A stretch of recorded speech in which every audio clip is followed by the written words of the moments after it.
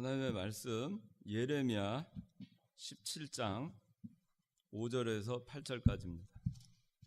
예레미야 17장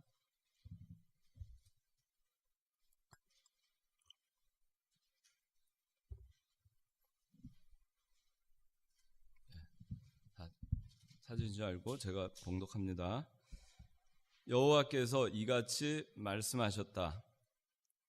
사람을 신뢰하며 육체로 자기 힘을 삼으며 그 마음이 여호와에게서 떠난 사람은 저주를 받을 것이다. 그는 사막의 가시덤불 같아서 좋은 일이 오는 것을 보지 못하며 광야의 메마른 곳, 사람이 살지 못하는 소금 땅에서 살게 될 것이다. 그러나 여호와를 신뢰하고 여호와를 의지하는 사람은 복을 받을 것이다. 그는 물가에 심은 나무 같아서 그 뿌리를 시내까지 뻗치니 더위가 와도 두려워하지 않으며 그 잎사귀가 푸르고 가문해도 염려하지 않으며 열매 맺기를 그치지 않는다. 오늘 예레미야 17장 5절에서 8절까지 본문으로 삼았습니다. 오늘 말씀의 제목은 8절에 그는 물가에 심은 나무 같아서 그 뿌리를 시내까지 뻗치니 했는데서 뿌리를 시내까지 뻗친 나무, 뿌리를 시내까지 뻗친 나무입니다. 오늘 5절에서 6절은 이 여호와께서 5절에서 8절까지 하신 말씀인데 여호와께서 말씀하셨습니다. 그러면서 5절에서 6절에는 사람을 신뢰하고 육체로 자기 힘을 삼고 그 마음이 여호와에게서 떠난 사람이 어떻게 될 것인가에 대해서 말씀하고 있고 7절과 8절은 7절에서 그러나 여호와를 신뢰하고 여호와를 의지하는 사람은 어떻게 될 것인가에 대해서 말하고 있습니다. 사람을 신뢰하느냐, 여호와를 신뢰하느냐, 또 자기의 육체로 자기 힘을 삼고 마음이 여호와에게서 떠난 사람과 여호와를 의지하는 사람과 어떤 차이가 있는가를 말씀해 주고 있습니다. 사람을 신뢰하는 자, 여호와를 신뢰하는 자, 차이가 있습니다. 아주 큰 차이가 있습니다. 사람을 신뢰하며 육체로 자기 힘을 삼고 그리고 마음이 여호와에게로부터 떠난 사람은 저주를 받는다고 했습니다. 그런데 여호와를 신뢰하고 여호와를 의지하는 사람은 복을 받는다고 했습니다. 어떤 저주를 받느냐? 사람을 신뢰하고 육체로 자기 힘을 삼고 마음이 여호와로부터 떠난 사람, 그런 사람은 어떤 저주를 받느냐? 6절에 그는 사막의 가시덤불 같이 된다 그랬어요. 좋은 일이 오는 것을 보지 못한다 그랬습니다. 광야의 메마른 곳, 사람이 살지 못하는 소금 땅, 거기서 살게 된다 그랬습니다. 그런데 사람을 신뢰하는 것이 아니고 여호와를 신뢰하는 사람, 또 사람을 의지하는 것이 아니라 여호와를 의지하는 사람은 복을 받는데 어떤 복을 받느냐 하니까 8절에 물가에 심은 나무같이 된다. 그 뿌리를 시내까지 뻗친다.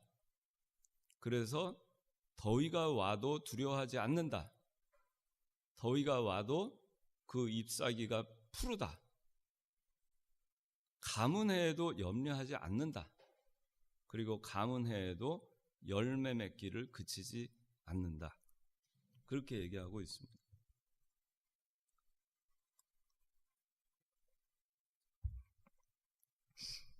사람을 우리는 신뢰하는가? 사람은 신뢰라고 하는 것은 믿는 겁니다. 사람은 믿을 바가 못 됩니다. 믿을 수 있는 사람은 없습니다. 사람은 믿을 바가 아니라 무슨 바라고? 사랑할 바라고. 우리 이 목사님께서 늘 그렇게 말씀하셨어요. 성경 말씀에 사람을 신뢰하면 저주받는다 그랬습니다. 사람을 믿으면 저주받는다. 사람 의지하지 말고 사람 믿고 가지 마라 그랬네요. 제가 이 사람을 신뢰하고 이 말씀 강해서를 보니까 똑같은 오늘 지금 말씀이 써 있었어요. 사람은 믿을 바가 아니고 사랑할 바다. 사람은 믿을 수 있는 사람이 없다. 그렇게 강해서에 써 있었어요. 그래서 저는 사람을 참 좋아하고 그냥 사람을 저는 믿으면서 살았어요. 그냥 그 사람이 하는 말 그러면 그냥 믿어줬습니다. 근데 제가 이 목사님 강해서나 이 말씀을 통해서도 느끼는 거지만 사람이 연약하기 때문에 사람이 악해서 그럴 수도 있지만 부족하고 연약하니까 사람은 변한다는 겁니다.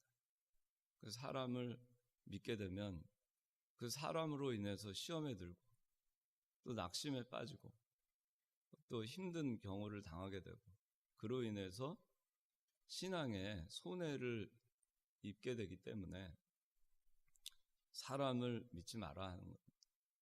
하나님만 믿고 가는 거예요. 사람은 그저 변해도 사람이 달라져도 그 사람을 사랑하라고 우리 배운 대로 그러기를 힘써야 되겠습니다. 사람을 믿게 되면 또 믿으니까 믿는 사람 내가 누구를 믿으니까 배신이란 말도 나오잖아요. 배신이라는 건 기본적으로 내가 믿었으니까 배신한다는 말을 하는 거예요. 믿지 않고 사람은 항상 변할 수 있다. 그런 배신이란 말을 내가 할 필요가 없어요. 굳이. 믿은 게 내가 잘못이니까. 하나님의 일을 해 나갈 때에는 사람을 믿고 하나님의 일을 하는 것이 아닙니다.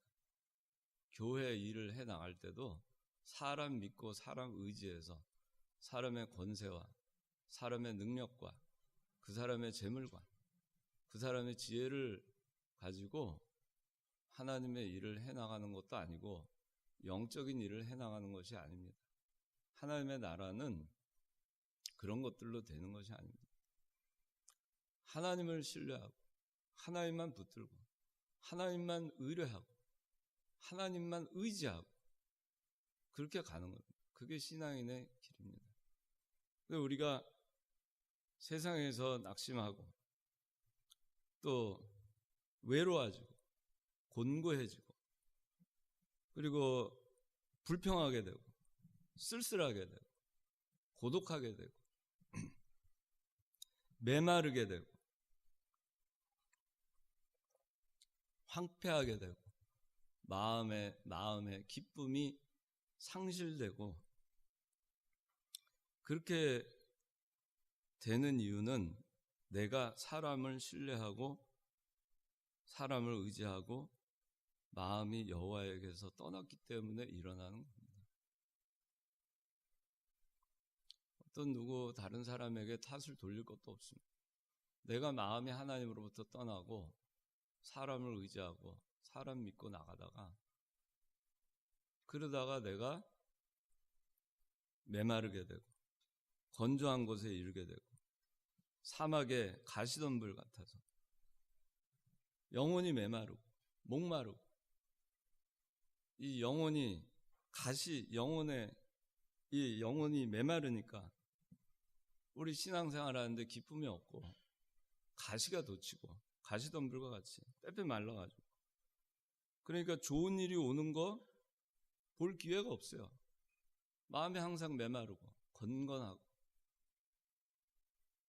감사가 없고 쓸쓸하고 그러니까 좋은 일 오는 거를 볼 수가 없습니다. 좋은 일이 왔는데도 좋은 일인지도 분간을 못합니다.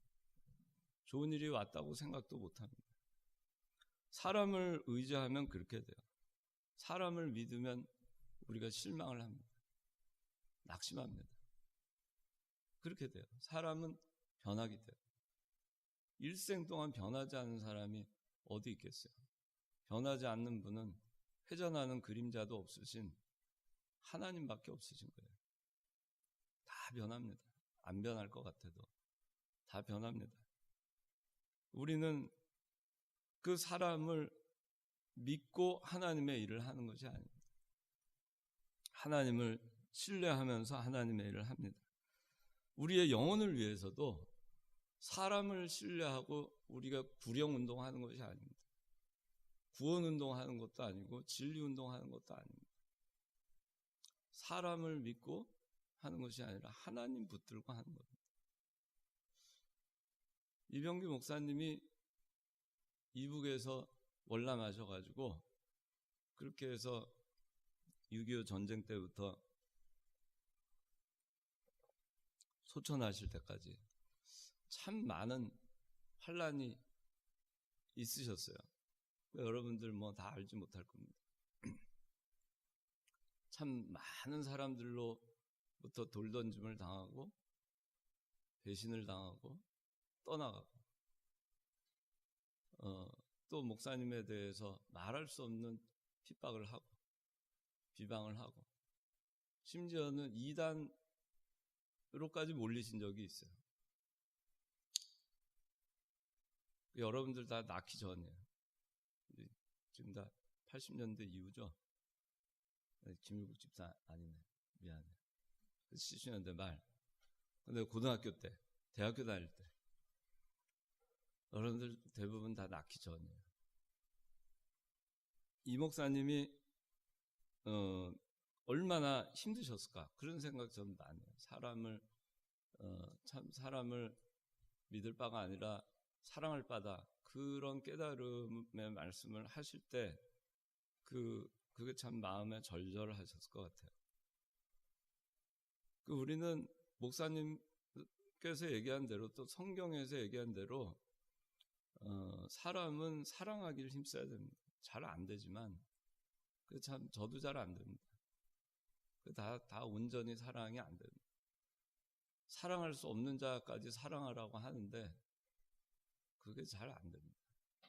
저도 예수 믿지만은 이날 이때까지도 잘 안 됩니다. 그래서 그전엔 또 어느 정도 된 것 같았어요.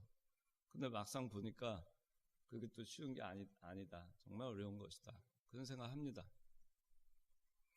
사람을 신뢰하고 육체로 자기 힘을 삼고 자기 힘을 의지하고 세상 권세를 의지하고 세상 물질을 의지하고 세력을 의지하고 그 마음이 여호와에게서 떠나게 되면 그런 사람은 사막에 가시덤불 같이 되고 좋은 일 와도 보지 못하고 광야에 메마른 곳, 사람 살지 못한 소금 땅에서 살게 된다는 거예요. 여러분들 그런 데서 살고 싶지 않잖아요.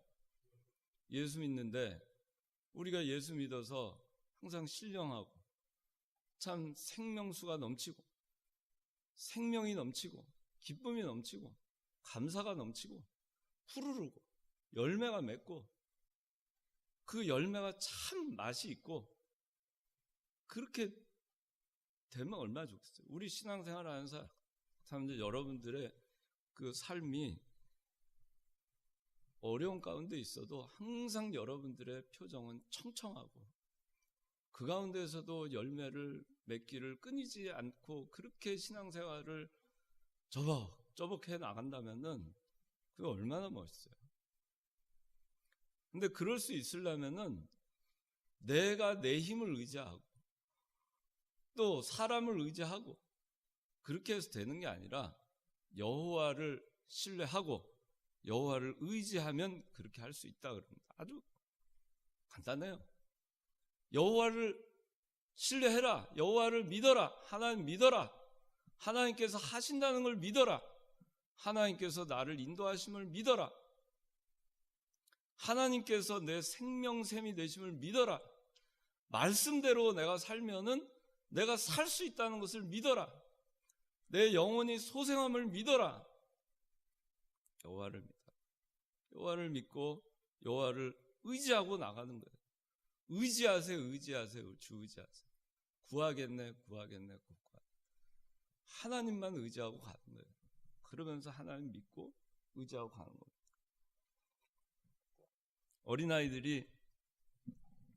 어린아이들이 자기 아빠나 엄마 품에 있으면은 어디를 가도 두려워하지 않아요. 엄마 손 꼭 잡고 어디를 가도 엄마 손만 꼭 잡고 가면은 두려워하지 않습니다. 왜? 그 어린애의 마음에는 자기 엄마를 신뢰하고 엄마를 철석같이 의지하니까. 그러니까 엄마 손 꼭 잡고 엄마 손만 꼭 잡고 가면은 어디를 가도 걱정이 없어요. 이 아이는, 어린아이. 엄마가 다 해주니까, 다 데리고 가니까.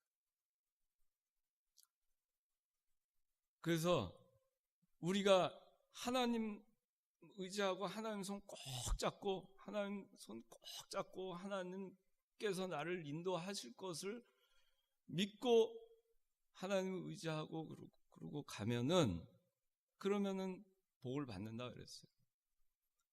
근데 그 복이 참 좋아요. 물가에 심은 나무 같아서 그 뿌리를 시내까지 뻗친다. 물가, 강물, 시내가에 심은 나무. 그 시내가에 심은 나무가 뿌리를 어디에 뻗쳤냐? 시내까지 뻗쳤다 그랬어요. 시내까지. 뿌리를 시내까지 뻗쳤어요. 시내가에 심은 나무가 뿌리를 시내까지 뻗쳤습니다.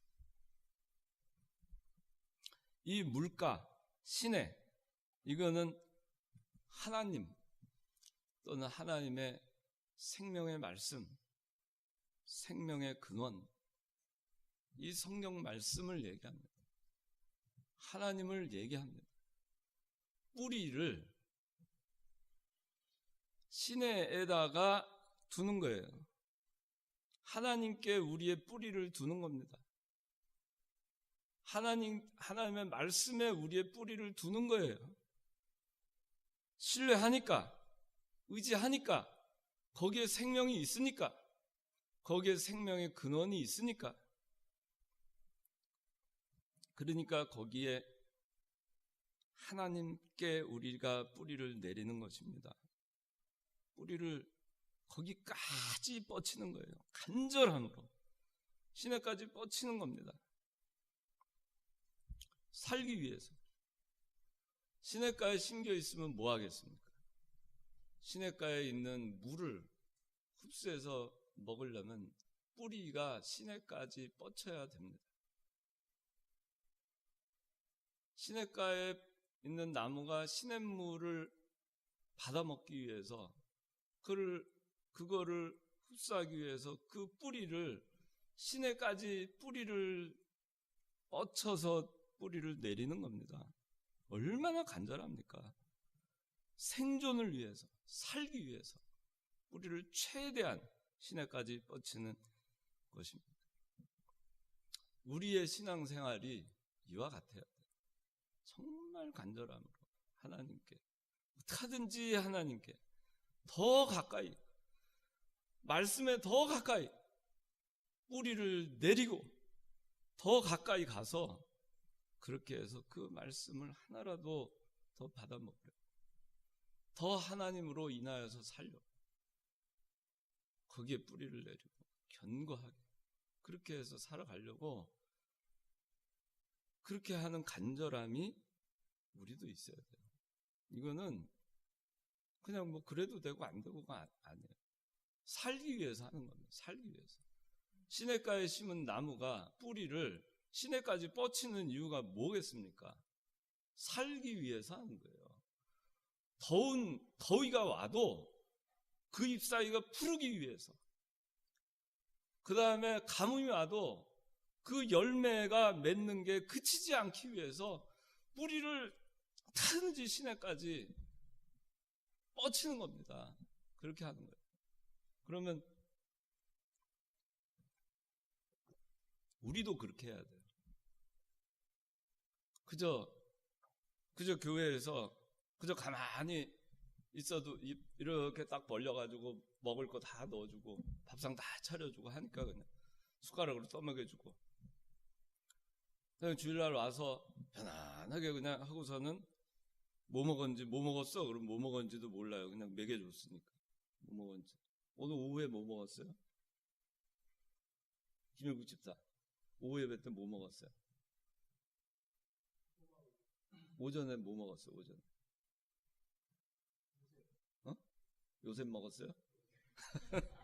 오후에는 사도바울 먹고. 그 뭐 어렴풋이는 뭐 생각이 나는 것 같아. 그죠? 먹어야 돼요. 먹어야 돼. 근데 그거를 노력을 그냥 시냇가에 그냥 심겨 있다. 근데 뿌리를 내려서 뻗쳐가지고 시내에 닿아서 어떻게 하든지 그물을 하나라도 뿌리를 더 많이 막 가진 뿌리, 잔뿌리까지 다 해가지고 최대한 물을 흡수하려고 해야 되는 거예요. 최대한. 나무도 그렇게 미물인 나무도 그런 노력을 해요. 근데 우리가 그런 노력을 하는가? 그죠? 가만히 있으니까 장관교회 오면 먹여주고. 그러니까 어떻게 해요? 그러게 있다가 더위가 오면은 시들어 버립니다. 뿌리를 제대로 내지 못했으니까. 시냇가에 심겨 있긴 했는데 창관교회에서 자라긴 했는데 여기서 다 말씀 시냇가도 시냇물이 졸졸졸졸 흐르면서 얼마나 생명의 말씀, 진리의 말씀, 청교도 신앙, 바른 신앙, 복음주의, 성경주의, 오직 성경, 신사참배를 거부하는 신앙, 순교하는 신앙, 그런 거 다 배웠지만은 그러나 다 그냥 자기가 상관이 없는 거예요. 물가에 심겨 있지만은 다 그냥 흘러내려가고 마는 겁니다. 그냥. 뿌리를 내리지 않으니까, 뻗치질 않으니까 그거 다 그냥 물가에 심겨져 있어도 그만이에요. 소용이 없어요. 그런 신앙생활 우리가 하고 있지 않을까. 배웠으면은 내가 하든지 그거 씹어가지고 되새김질하고 또 되새김질하고 그런 다음에 내 몸에 영양분이 돼서 내가 그거 가지고 살고 그 힘을 그게 영양분이 돼서 그 에너지를 가지고 살아가는 거예요. 그러면서 신앙생활을 하고 그렇게 하면서 자기가 만들어져 가고 자라나고 그렇게 돼야 더위가 와도 잎사귀가 시들지 않고 가뭄이 와도 열매 맺는 게 그쳐지지 않는 겁니다. 그런데 우리가 그동안 그렇게 해왔는가? 그렇지 않았을 때 결과는 뻔한 겁니다. 그래서 뿌리를 우리는 시내까지 뻗칩니다. 세속화되지 않고 인본주의로 가지 말고 순수한 말씀대로 그 말씀 순수함을 그대로 지키고 교회 성결을 그대로 지켜나가기 위해서 최대한 그 신령한 말씀의 세계, 그 생명수의 그 세계에 우리가 거기에 와 있으면은 거기에 뿌리를 내리기, 뻗치기를 힘을 써야 되는 거예요. 뻗쳐야 돼요. 그래서 나무가 이렇게 그 물가에 이렇게 있을 때 보면요. 저는 북한산 종종 등산을 합니다. 근데 등산할 때 보면 이제 정릉 청수장 그 청수장 계곡으로 해서 대성문으로 올라가요. 그런데 대성문까지 계속 계곡물이 흐릅니다.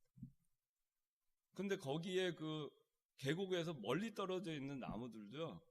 이게 가다 보면은 돌 같은 게 이렇게 바닥에 막 있는 것 같이 그렇게 울퉁불퉁해요, 바닥이. 근데 그게 다 뭐냐면 나무 뿌리예요. 나무 뿌리가 저기 있는 나무가 뿌리를 내려가지고 그 시냇가 계곡에 있는 물까지 뻗치는 거예요. 살려고. 뻗치고 그 나무 뿌리가 한두 개가 아니에요. 그리고 거기서 또 뿌리가 나오고 잔뿌리, 수도 없는 잔뿌리를 해가지고 최대한 물을 많이 빨아들이려고 합니다. 근데 우리가 신앙생활 하면서 뿌리를 시내까지 뻗치면서 우리가 신의 뿌리를 뻗친 나무와 같이 그런 간절함으로 신앙생활을 하느냐. 하나님께서 그걸 말씀하시는, 그렇게 우리가 여호와를 신뢰하고 여호와를 의지하는 사람은 시내까지 뻗치게 돼 있어요. 뻗칩니다. 어떻게 하든지 하는 겁니다. 그래서 뿌리가 시내까지 뻗치잖아요. 그러면 어떻게 되느냐? 그 나무는 잘 성장합니다. 쭉쭉 성장해요. 뿌리가 튼튼하면은 잘 성장합니다. 왜? 가지가 있는데 뿌리가 사방팔방으로 다 해가지고 있고 시냇가까지 쫙 있는 시냇가까지. 그 영국의 그 버킹엄 궁에 보면은 포도나무가 있는데 그 뭐 지금도 있는지 모르겠어요. 옛날에 있었다고 해요. 근데 그 포도나무에 포도송이가 2,000송이가 물렸답니다. 가뭄이었는데. 다른 포도나무 풍작일 때 1,500송이가 열린답니다. 그래서 2,000송이가 열렸어요. 그래서 그 이유를 캐보니까 참 놀랍게 그 영국의 강 템즈강이라고 있죠. 템즈강까지 버킹엄궁에서 3km랍니다. 근데 난 믿어지지가 않아요. 뿌리가 3km까지 가서 템즈강에 뿌리를 내렸다 하더라고요. 포도나무 뿌리가 3km. 얼마나 간절하면. 그러니까 살죠.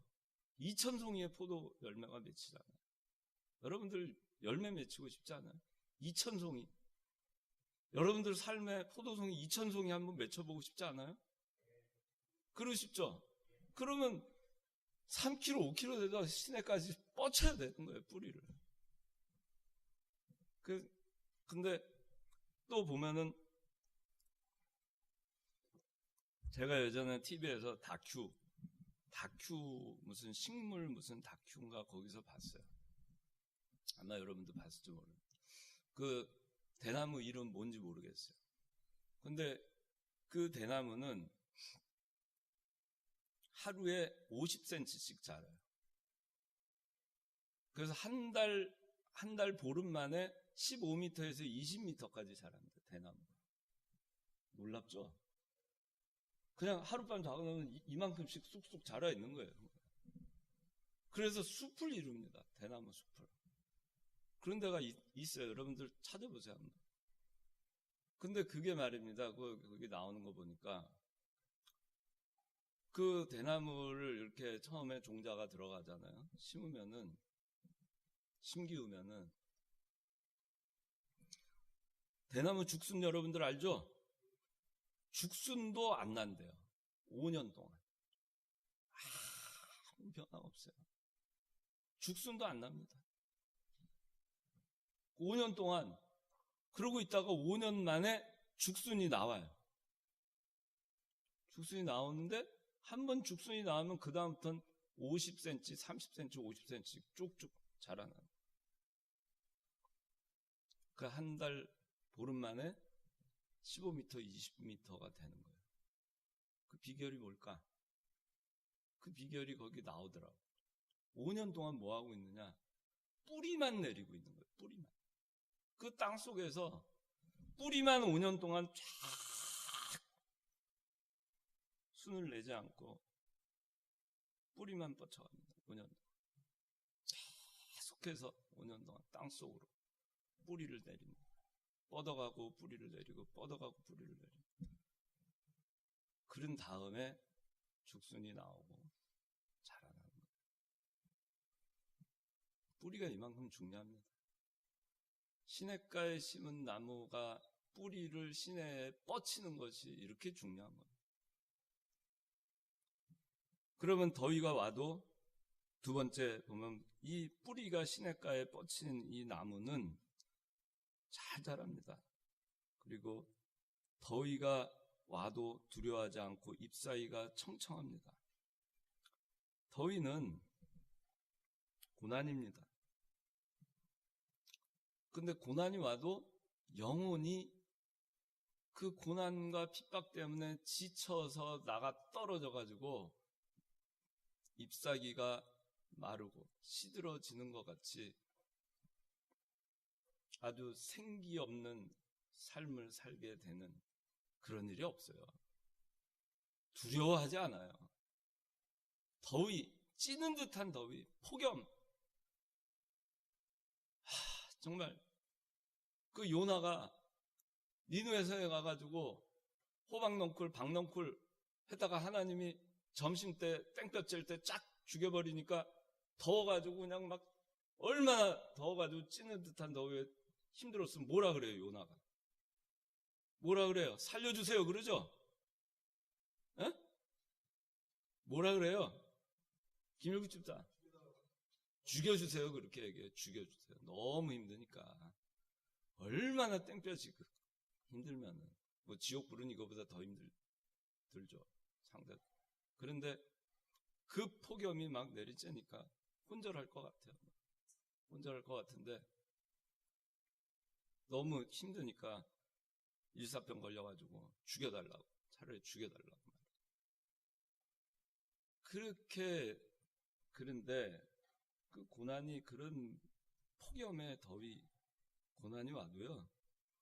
이렇게 뿌리를 갖다가 시냇가에 쫙 뻗쳐가지고 그렇게 해서 한 나무는요. 나무는 그 폭염이 오면 어떻게 될까요? 폭염이 오면 잎사귀가 여기 보니까 어떻다고요? 잎사귀가 어떻다? 아이 대답이 시원찮아. 잎사귀가 어떻다? 다시 잎사귀가 어떻다? 여러분들 목소리가 푸르지가 않아요. 좀 푸르게 해봐요. 푸르게. 잎사귀가 네, 이제 조금 푸르릅니다. 힘이 있는 거예요. 이 푸르른 나무 보세요. 얼마나 생명력이 있어 보여요. 그냥 그 여름철에 그냥 그 무성하게 자라있는 그 초록빛으로 되어 있는 그 나무들 보세요. 얼마나 왕성해 보입니까? 잎사귀가 푸릅니다. 시들은 잎사귀 하나도 없어요. 잎사귀 하나하나 이렇게 보면요. 얼마나 깔끔하고 물이 꽉 차가지고 그 잎사귀가 초록빛 잎사귀가 얼마나 아름다운지 몰라요. 깔끔하고. 그렇게 됩니다. 근데 이 시냇가에 뿌리를 내린 그 나무는요. 폭염이 오잖아요. 그러면 그렇지 않은 나무는 시들어버리지만 이거는 기회예요. 폭염이 오죠. 폭염이 오면 잎사귀가 더 푸르러집니다. 더 푸르러져. 폭염 아닌 때보다 더 푸르러져요. 왜 그럴까? 왜 그럴 것 같아요? 쫙 여기서 뜨겁죠. 그러니까 여기서는 뭐예요? 저기 탄소 동화작용? 뭐 하죠? 하여튼 광합성. 광합성 하죠. 광합성. 그죠? 광합성 하면서 물이 필요하죠. 뿌리에 뿌리를 시내까지 뻗쳤잖아요. 물을 쫙쫙 빨아올려요. 폭염이 한 온도가 햇빛이 쨍쨍일 때하고 구름으로 해를 가렸을 때하고 물 빨아들이는 그게 달라요. 햇빛 쨍쨍 내리쬐잖아요. 그러면은 더 많은 물을 갖다가 빨아올립니다. 쫙쫙 빨아올려서 잎사귀를 공파. 그러니 광합성이 더 많이 일어나고 잎사귀는 더 푸르른 겁니다.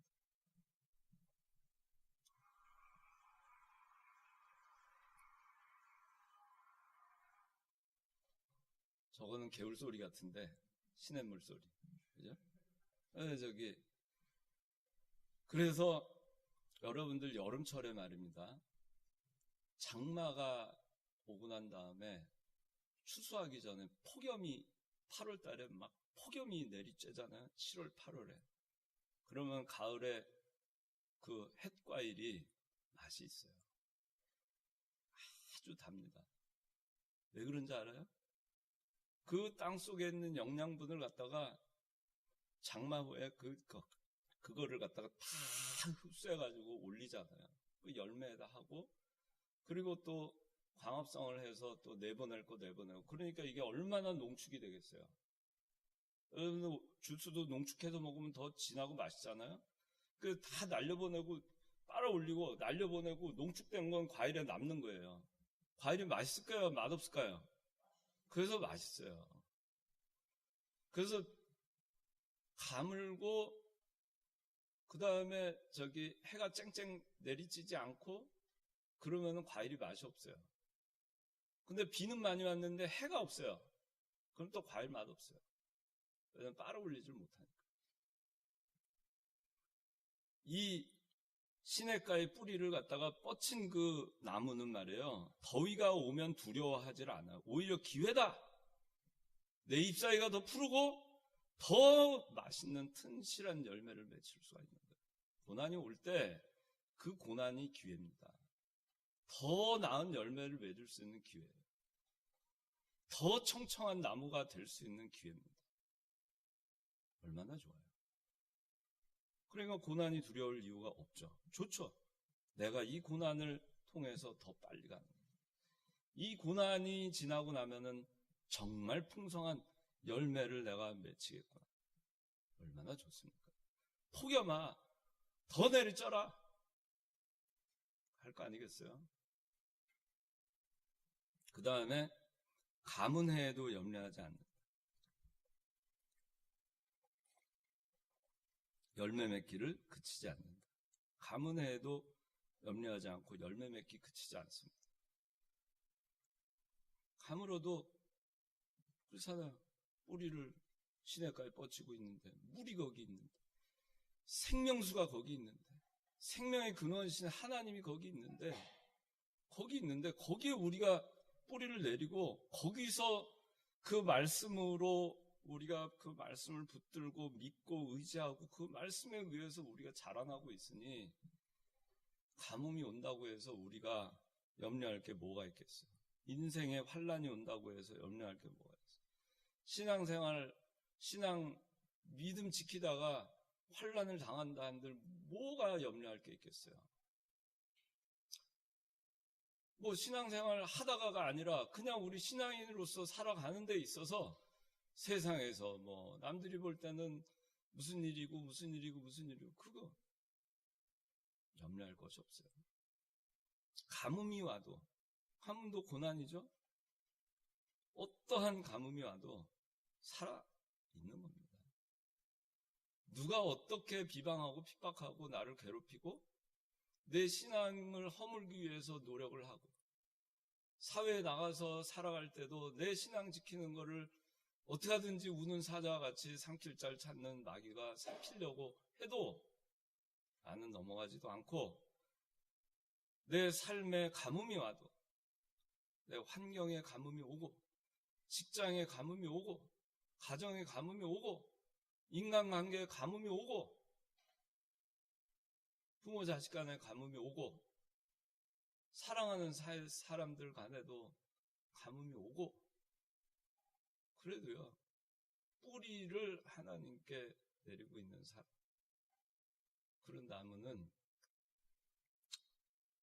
염려하지 않습니다. 그저 그 가운데도 뭐만 하는지 아세요? 뭐만 할 것 같아요. 여기 보니까 기도도 하지만 그 가운데 가뭄이 오는 가운데에도 열매 맺기를 그치지 않는 거예요. 그 가운데도 열매만 맺어 나가는 거예요. 정신이 거기에만 팔려 있는 거예요. 가뭄이 와도 나는 열매 맺을 일에만 관심이 있는 겁니다. 이 가뭄을 통해서 난 또 열매를 맺는다. 나 또 열매 맺는다. 하나 맺는다. 2개 맺는다. 열매 맺기를 그치지 않는 겁니다. 그러니까 우리가 여호와 신뢰하고 여호와 의지하는 게 얼마나 좋아요. 아주 간단해요. 물가에 심기운 나무라고 해서 안심하지 말고 뿌리를 시냇가에 뻗친 나무가 돼야 됩니다. 뿌리를 시냇가에 뻗친 나무가 돼야 됩니다. 그래서 한 모금이라도 한 방울이라도 더 말씀을 받아 먹으려고 노력해야 돼요. 여러분들 우리나라에서 제일 오래된 은행나무 어디에 있는지 알아요? 선화. 제일 오래된 은행나무. 저기 그 용문산에 가면은 용문사라고 있고 거기에 1100년 묵은 은행나무가 있어요. 혹시 아는 사람 있어요? 하여튼간 1100년 남은 은행나무가 있어요. 둘레가 14m예요. 한 8명이 이렇게 둘러야 돼요. 저는 몇 번 가서 봤어요. 근데 그 은행나무가 딱 있고요. 이게 은행나무예요. 은행나무. 은행나무가 있으면은 이 은행나무가 있고 여기 이렇게 돼 있고 이게 계곡물입니다. 계곡물이 흘러가요. 이 큰 은행나무가 이 계곡을 향해서 엄청나게 많은 뿌리를 내려놨어요. 가서 한번 보세요. 1100년의 그 생명을 유지하고 그리고 그런 아름드리로 자라기 위해서 뿌리를 어떻게 내렸는가 여러분들 가서 한번 보세요. 그럼 좀 느끼는 게 있을 거예요. 내가 어떻게 살아야 돼. 그리고 은행이 1년에 6가마의 은행 열매를 맺습니다. 그 나무 하나에서 어마어마하죠.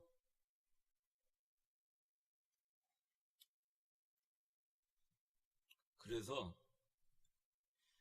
더위와 가뭄, 고난과 역경과 시련이 와도 염려 없습니다. 열매 맺는 거 그치지 않는 거예요. 우리는 그런 신앙생활을 해야 됩니다. 열매 맺기 그치지 않아서 청청한 사람, 더위가 와도 잎이 청청한 사람, 그러려면 어떻게 되느냐? 뿌리를 말씀에 어떻게 하든지 말씀에 가까이 뿌리를 뻗쳐서 뿌리를 내려야 됩니다.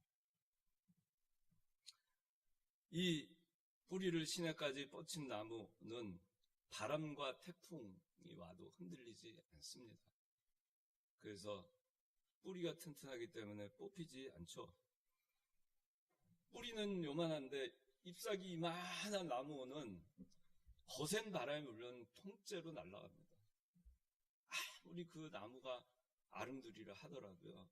뿌리가 약한 나무는 오히려 그 자기가 무성하게 한 것 때문에 바람 불면 뽑혀나가요.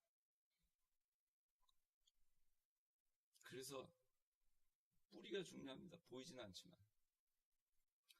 뿌리가 더 깊이 많이 그물처럼 내리고 그렇게 되기 위해서 바람과 거센 태풍이 부는 거예요. 이게 나무잖아요? 봄에 여러분들 나무 이렇게 봄에 봄바람 많이 불죠? 봄바람 많이 불고 비도 오고 막 갑자기 추워졌다 더워졌다. 이 나무가 막 하면은 겨울에 그냥 있던 그 나무가요 하니까 이 뿌리가 막 어떻게 되겠어요? 이게 막 이렇게 되는 거예요. 그러면 쫙 있던 흙이 흔들흔들 들썩들썩 그럼 틈이 생기죠. 그 틈으로 또 잔뿌리들이 또 뻗쳐나 생깁니다. 그리고 틈이 생기는 곳으로 물이 흡수되고 그리고 자라나는 겁니다. 그러니까 나무가 말입니다. 바람과 태풍이 부는 게 좋은 거예요.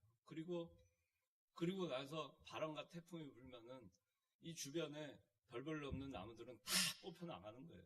튼튼한 나무만 나가. 그리고 자기 나무도 이 바람과 태풍이 거세게 불면은 연약한 가지, 쓸데없는 가지, 잔가지, 약한 가지 그런 거 다 부러지고 걷어내게 됩니다. 가지치기를 하게 되는 거예요. 그만큼 그 나무는 견고하게 자랄 수 있어요.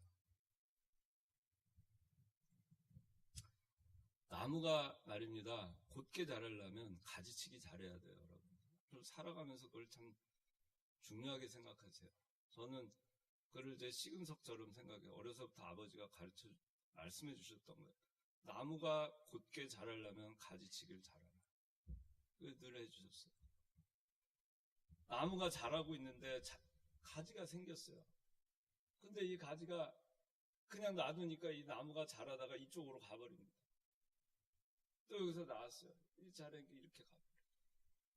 자라는데 이게 굵은 가지라 해도 이게 곱게 자라는데 방해가 되면 잘라내는 겁니다. 그래야 나무가 곱게 자랍니다. 우리가 신앙생활을 할 때는 잘라버릴 거는 잘라버려야 돼. 그래야 신앙이 곱게 자랍니다. 신앙은 굳게 가야 돼요. 꾸불꾸불. 그저 흘러가는 대로 가지가 나면 나는 대로 그저 내버려 두는 것이 신앙이 아닙니다. 자기 마음 가운데 엉뚱한 가지가 생기면 과감하게 잘라내버려야 돼요. 인정선도 그래서 과감하게 잘라버려야 될 땐 잘라버려야 되는 거예요. 그리고 바람 불고 태풍 불면 어떻게 돼요? 그 나무의 씨앗이 더 멀리 날아가겠죠. 더 멀리. 전혀 상상도 못했던 곳까지 가서 씨앗이 내려서 또 새로운 생명이 거기서 돋아나는 겁니다.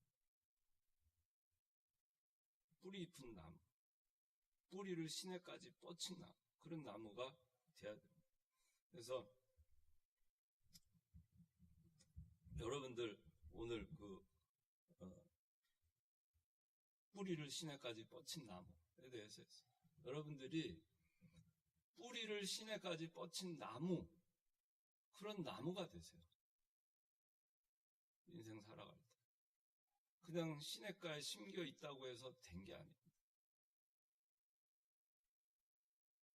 시냇가에 뿌리를 내리는, 그걸 위해서 간절함으로 살기 위해서 몸부림치는 그런 여러분들의 신앙이 되기를 바랍니다. 그래서 여러분들이 늘 청청하고 늘 열매 맺기를 멈추지 않는 그런 여러분들이 되기를 바랍니다.